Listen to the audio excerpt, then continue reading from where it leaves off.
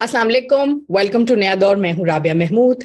आज हम अपने शो में आपके सामने फिर कुछ इस तरह की स्टोरी लेकर आए हैं और इस तरह के इश्यूज के बारे में बात करेंगे जो कि मेन स्ट्रीम पे एज ऑलवेज उस तरह से कवर नहीं होता जिस तरह से होनी चाहिए, क्योंकि बहुत सी ऐसी स्टोरीज हैं जो कि पॉलिटिकल जो अपहीवल्स हैं और जो ताकत के ऐवानों के अंदर इस्लामाबाद में और पार्ट्स ऑफ पंजाब के अंदर जो कुछ होता है उसको बहुत ज्यादा जो है वो वैल्यू दी जाती है, और जो बाकी सूबों में जो पेरिफ्रीज नहीं भी हैं, पेरिफ्रीज कहना गलत है, वहां पर जो भी होता है उसको उस तरह से जो है अहमियत नहीं दी जाती जो देनी चाहिए। और वहां पर जो पाकिस्तानी हैं they are dealing with various things is social, economic, cultural जो issues हैं, उसके अलावा continuous violence, climate change and all that।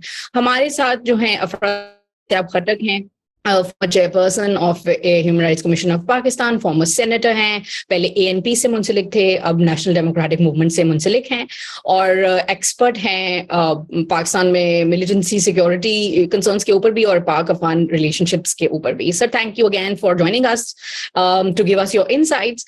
Quickly, जो अभी पिछले दिनों हमने देखा है कि बात शुरू करते हैं कुरम एजेंसी से, कि वहां पर कम से कम 7 जो हैं वो लोग उनकी जानें चली गई हैं। उससे पहले टीचर्स टारगेट हुए थे एक वाकये में कुछ ही हफ्ता पहले उससे इस वाकये के, और इतना अनरेस्ट रहा है वहां पर कुरम एजेंसी के अंदर और सेक्टेरियन वायलेंस के नाम पर। सो आप जरा उसको जो है थोड़ा सा पर्सपेक्टिव में हमें बताइए कि ये क्यों इतना अंडर फोकस्ड है और ये क्यों दोबारा से जो है ये फिर एक वायलेंस की इस तरह से दोबारा से एक और लहर शुरू हो गई है वहां पर। जी शुक्रिया राबिया। मेरी गुजारिश ये है कि कुरम में वाकई बहुत एक बड़ी जंग एक तरह से शुरू हुई थी। शुक्र है कि वो बंद हो गई है, लेकिन असल में जो पुराने फाटा के ज़िले हैं जो मर्ज हो गए हैं, अब इनमें एक बहुत बड़ा मसला तो ये है कि जो लैंड सेटलमेंट नहीं हुई है। ज़मीनें जो हैं वो चूँकि कबायली इलाके थे तो वो उस तरह से वो जो ज़ाती प्रॉपर्टी की शक्ल में वो बदल जाती हैं, अफराद के नाम होती हैं, वो उस तरह से कबायली इलाके में नहीं हो सका है। तो एक तो बड़ा मसला पूरे इलाकों में। कुरम में अलबत्ता कुछ सेटलमेंट अंग्रेजों के वक्त में हो गई थी और इलाकों की निस्बत बेहतर है, लेकिन ये जो मिलिटेंसी उभरी है पूरे खिते में, और ये 7 जो डिस्ट्रिक्ट्स हैं जो ड्यूरन लाइन के बिल्कुल करीब हैं, तो उनके ऊपर उनके अंदर ये मिलिटेंसी की जो फिजा बनी है, तो जाती झगड़े भी फिर तनाज़े बन जाते हैं, कबायली तनाज़े बन जाते हैं, सेक्टेरियन तनाज़े बन जाते हैं।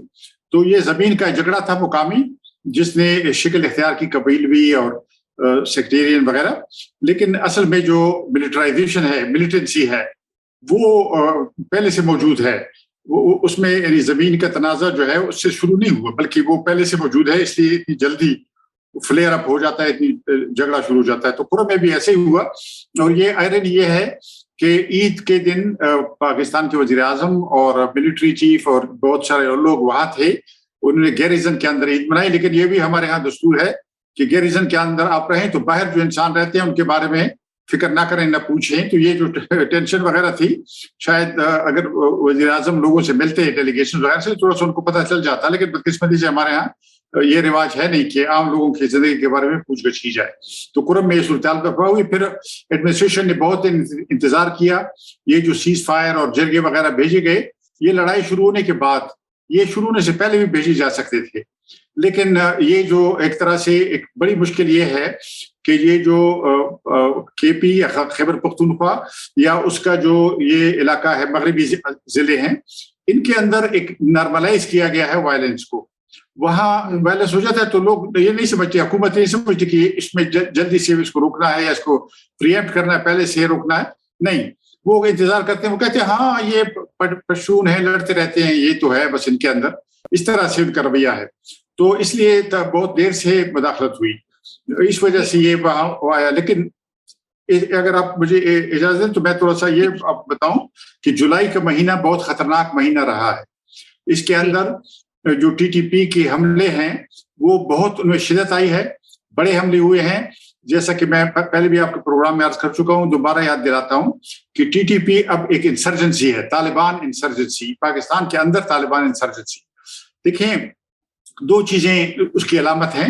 پہلی بات یہ ہے کہ انہوں نے ہر جو ضلع ہے یا ڈویژن ہے اس کے لیے انہوں نے پیرالل ایڈمنسٹریشن کا اعلان کیا ہے, ناموں کا اعلان کیا, یعنی امیر مقرر کیے انہیں. جیسے افغان طالبان کرتے تھے افغانستان کے اندر, جب وہ امریکہ کی فوجی سے لڑائی لڑ رہی تھی تو وہ متبادل یا متوازی انتظامیہ, پیرالل انتظامیہ کا اعلان کرتے تھے. یہاں یہ بھی کر رہے ہیں. ایک تو یہ بات ہے. دوسری بات یہ ہے کہ ان کے جو حملے ہیں ان میں سے 95% جو حملے ہیں یہ سیکیورٹی فورسز پہ ہیں, یعنی ریاستی جو علامتیں ہیں ان کے اوپر ہیں. تو یہ انسرجنسی کا شاخسانہ ہے. تو یہ انسرجنسی بہت بڑی ہے اور ان سارے اضلاع میں باجوڑ کے اندر وارداتی ہوئی حملے ہوئے ہیں. وہاں پہ زیادہ تر داعش کے لوگ جو ہیں وہ جو پرو طالبان علماء ہیں یا جی او آئی کے لوگ ہیں ان کے اوپر حملے کرتے رہے ہیں. اس دفعہ پھر انہوں نے وہاں پہ حملے کیے ہیں. اس کے علاوہ وزیرستان کے اندر فوجیوں پر حملے ہوئے ہیں, سیکورٹی فورس پر خودکش حملے بھی ہوئے ہیں, اور جو راستے میں مائن وغیرہ لگاتے ہیں یا کوئی امپرووائزڈ میٹیریل وہ بھی حملے ہوئے ہیں. یوب میں بڑا حملہ ہوا ہے. جی بالکل, میں آپ کو بیسکلی میں معذرت کے ساتھ میں آپ سے بالکل یہی میرا سوال بھی تھا نیکسٹ, جو آپ نے جولائی کا مینشن کیا. بلوچستان میں کنٹینیوسلی اگر آپ خبریں دیکھیں بلوچستان اور کے پی کی جولائی کی ہی صرف, تو اتنے واقعات ہوئے ہیں وہاں پر. ایک تو طرف تو جو بارش کی وجہ سے کے پی میں ہو رہا ہے وہ, اور مگر continuous violence in various areas. تو آپ نے بالکل جو انسرجنسی کا جو کی طرف پوائنٹ آؤٹ کیا وہ بالکل this was an answer to one of my questions. اچھا, ایک یہی تھوڑا سا اور اگر پرسپیکٹو میں اسی کو ایکسٹینڈ کر دیجیے, کیونکہ ہم نے دیکھا ہے کہ ایک رپورٹ آئی ہے کہ پچھلے سال سے لے کر اب تک آئی تھنک جون 18 تک جو ہے وہ اس میں کہا گیا ہے کہ 665 جو ہیں جون 18 2022 سے لے کے جون 18 2023 تک جو ہے وہ 665 ملیٹنٹ اٹیکس ہو چکے ہیں خیبر پختونخوا میں, اور یہ پولیس کی فگرز ہیں.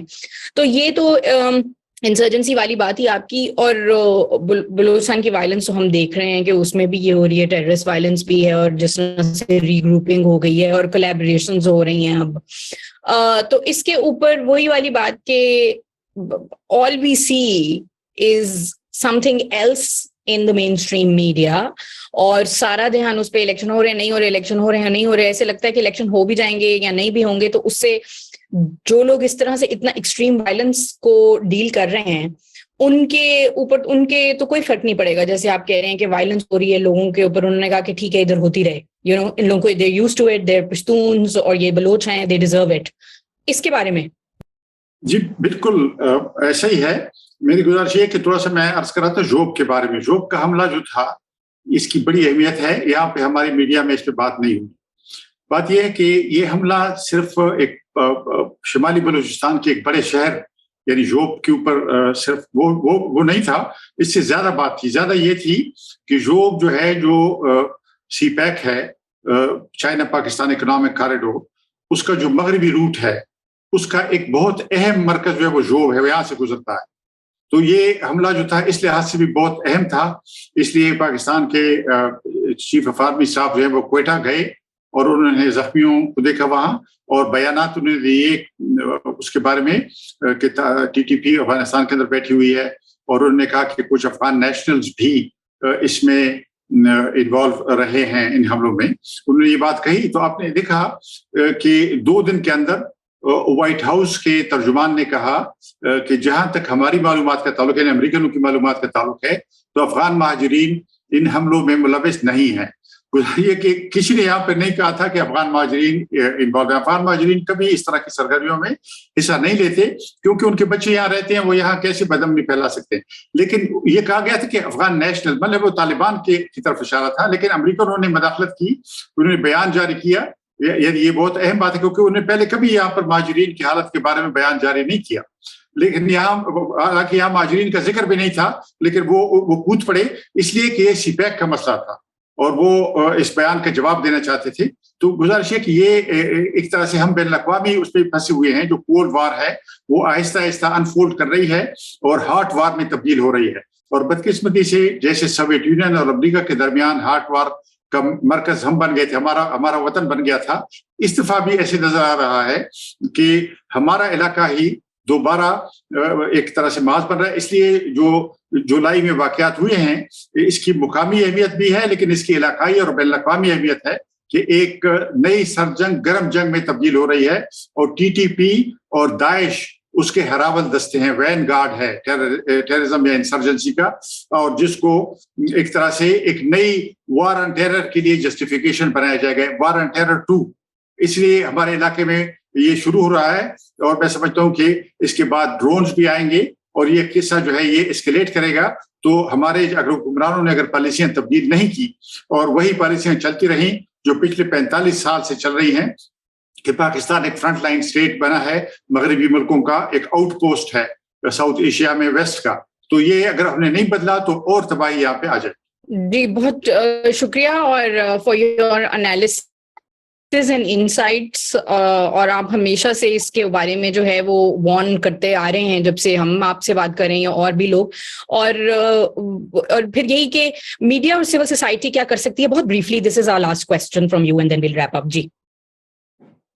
جی بالکل, میڈیا کی طرف سے تو بالکل جو سو کال مین اسٹریم میڈیا ہے اس میں تو کچھ نہیں تھا, تھوڑا سا سوشل میڈیا میں تھا, پس پورب کے حوالے سے خبریں نہیں تھی, بالکل خبریں نہیں دی, اور ذوب کے حوالے سے بھی نہیں دی. ذوب میں لوگوں نے احتجاج کیا تو ٹیررسٹوں کے بجائے وہ احتجاج کرنے والوں کو لوگ پکڑا حکومت نے, ابھی تک یعنی وہاں پر دھرنے چل رہے ہیں اور ان پر حکومت توجہ نہیں دے رہی ہے. تو یہ دور دراز علاقوں کو اس طرح سے نظر انداز کرنا, میں سمجھتا ہوں کہ وہاں پر ایلینیشن بڑھے گی, اور ایک طرح سے وہ اگر آپ لوگوں کو کاٹ کر رکھ دیں گے تو پھر اس طرح وہ کٹ جائیں گے کہ پھر جوڑنا مشکل ہو جائے گا. جی بالکل, بہت شکریہ سر. اور میں یہ ایڈ کرتی چلوں اپنے لاسٹ اس میں کہ خود آپ جس طرح کہا کہ یہی جو ایریا ہے ریجن دوبارہ سے اس کا ٹارگٹ بن رہا ہے اس وار کا. اب آپ دیکھیں کہ پچھلے سال بھی پولیٹیکل ڈسیڈنٹس اور ہیومن رائٹس ایکٹیوسٹ کو ٹارگٹ کیا گیا, اور اس مرتبہ پھر این ڈی ایم اے کے آپ کے جو ہے not N D M A sorry N D M National Democratic Movement کے جو عتیق الرحمان ہیں ان کو ٹارگٹ کیا گیا نارتھ وزیرستان میں. اینڈ اٹس ویری انفارچونیٹ کہ پھر کے پی میں اور پارٹس آف بلوچستان کے اندر جو ہے وہ اس طرح سے جو لوگ امن چاہتے ہیں ان کو کنٹینیوسلی ٹارگٹ کیا جا رہا ہے. آپ کی اجازت سے میں ایک سینٹنس کہوں گا. اکاؤنٹیبلٹی نہیں. عتیق الرحمان ٹیچر تھے, اسکول ٹیچر بھی تھے, تو انہوں نے وہاں یعنی پڑھانے کا کام کرتے تھے. تو یہ دیکھیں نا, ڈیورنٹ لائن کی دونوں طرف تعلیم پر بھی حملہ ہے, انسانوں پہ حملہ ہے. عتیق الرحمان جیسے استاد روشن خیال جو معاشرے میں تعلیم عام کرنا چاہتے ہیں, آگاہی شعور بڑھانا چاہتے ہیں, وہ نشانہ ہے دہشت گردی اور اس شورش کا. جی بالکل, اور یہ اس کے اندر ایکوز ہیں جو پاکستان جب یہ پہلے جب جنگ ہو رہی تھی 2001 کے بعد جب شروع ہوا ہے وائلنس, اس کے اندر اسی کی دوبارہ سے اسی طرح کے پیٹرنز کے ہیلتھ کیئر ورکرز کو ٹارگٹ کیا جانا, اور ان لوگوں کو ٹارگٹ کیا جانا جو ٹیچ بھی جن کا تعلق تعلیم کے شعبے کے ساتھ ہے, اور جو اچھی سیاست چاہتے ہیں وہاں پر. خٹک صاحب, senator Khattak, thank you so much for your quick insight and explaining what is happening, اور وہ بات کہنے کا جو کہ مین اسٹریم پریس میں بھی نہیں ہو رہی اور زیادہ تر ہم اس کے اوپر فوکس نہیں کر رہے, ایون سوشل میڈیا میں اور اپنے ڈسکورس کے اندر بھی. تھینک یو فار جوائننگ نیا دور دیکھتے رہیے. Well keep bringing you more sort of cutting edge analysis from voices that do not make it to the mainstream press. Thank you. Khudafis.